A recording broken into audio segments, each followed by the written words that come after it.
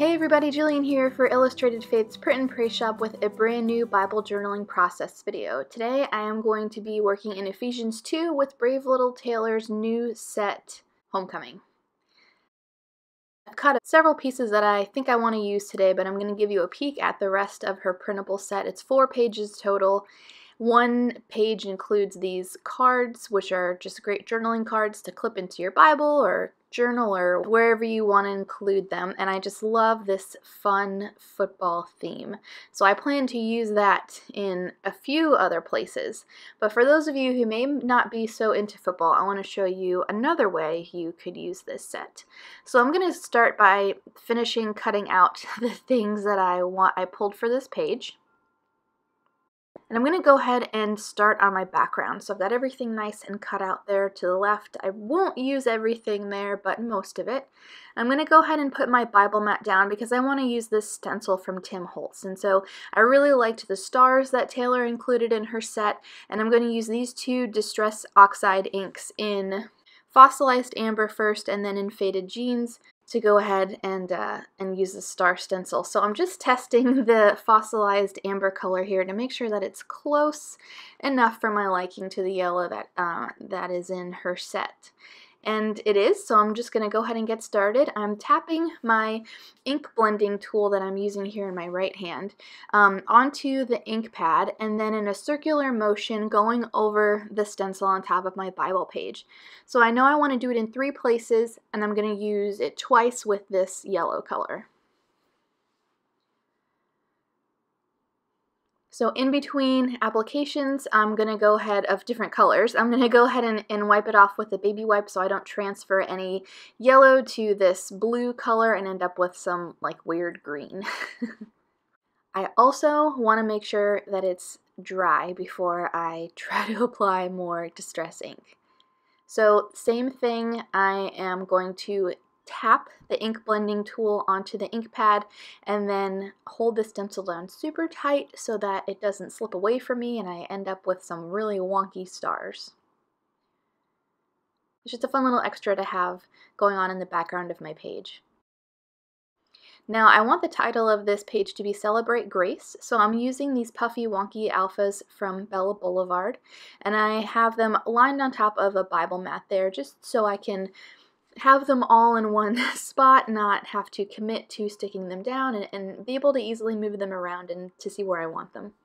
The passage that I'm journaling today is the beginning of Ephesians 2 through chapter 9, and I wanted to make sure that that was visible, so I'm going to go ahead and move this Celebrate piece down a little bit further, make sure that it's straight before I go ahead and get these alpha stickers down on the page also.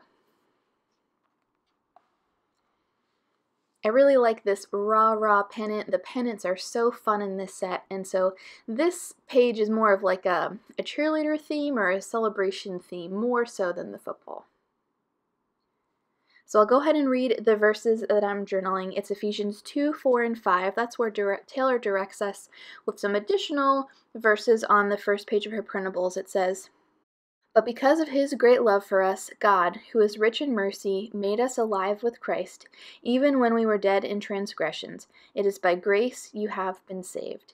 And so this page for me today is celebrating our number one Father who gives grace, and I just want to celebrate that gift today. So I printed these elements, some on white cardstock like this foam finger and others like this pom-pom on clear sticker paper.